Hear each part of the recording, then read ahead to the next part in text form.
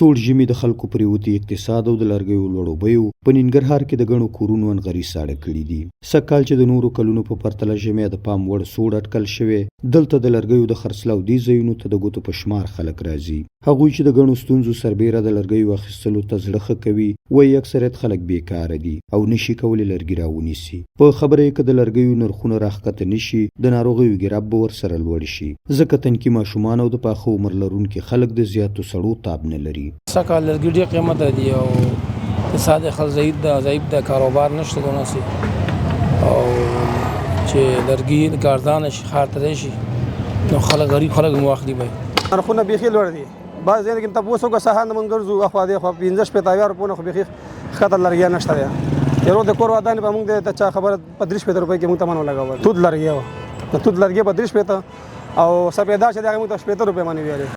د لرګیو کاروباریان مني چې د لرګیو په بیو کې د پام وړ لوړوالی راغلی دی او له امله یې د دوی بازارونه دومره سړی شوي چې په ورځو ورته خلک د اخیستلو لپاره نه راځي. دوی د لرګیو نرخونو د لوړوالي عمده لامل له غرونو د سون لرګیو نه راپرېښودل یادوي. په وینا یې کوم لرګي چې تر ښاره را رسوي، زیاته برخه یې عام لرګي جوړوي چې خلک یې نه خوښوي ځکه اوري د غرونو د لرګیو په څیر دوامدار نه وي.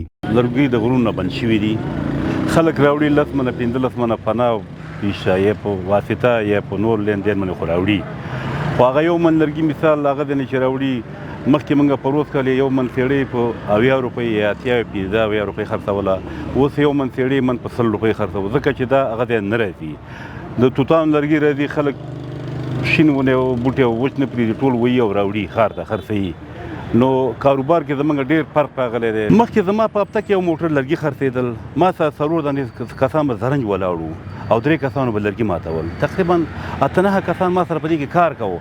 د لرګیو دا کاروباري وایي د تیر کال ډېری اخیستونکو یې د سون نورو توکو ته مخه کړې. په وینا یې د ډبرو سکاره او ګاز له ورځې بلې ته له لرګیو بازار خپلوي او دا ځکه چې نرخونه یې ټیټ دي. خلک شته دی اوس مخکې زمونږ اکاونو راتل به لرګي به پروس کال زمونږ ډېر زیات لرګي د ورځې به موږ 400-500 منه لرګي سا کال کې درته وایو 1.5-200 منه لرګي نه خرڅي. همدغه مشکلات دي چې هغه نور مواد ته مخه کړي، یعنی زغال او دا شیان مغه کار. خو ځایي مسؤلین ډاډ ورکوي چې د سون توکو بیې کنټرول کړي دي.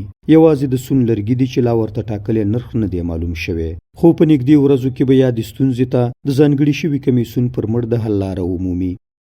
د زراعت ریاست په مشرۍ باندې دغه شنه کې ته د غوي دغه د وچ لرګیو د لامده لرګي خو به باندې دا وچ د سون لپاره راځي، دغه ته اجازه ورکړي. هغه خپل طرز العمل لري. پات سون نرخونه موږ خو د غاز نرخ ټاکل د تیلم ټاکل ده او په دې باندې لږ موږ یو کمیټه دغه کار کوي چې څنګه موږ د نرخونه راټول کو او د لرګیو لپاره موږ نرخ وټاکو. له هغه ورځې چې د افغانستان اسلامي امارت واک ته رسېدلې، په غرونو کې د ځنګلونو قطع کول په کلکه منع شوي دي او یوازې د سون هغو لرګیو ته اجازه ورکوي چې په طبیعي ډول په ځنګلونو کې وچ شوي وي او ځنګلونو ته کوم زیان نه اړوي. سهار ګل احساس، امید راډیو ننګرهار.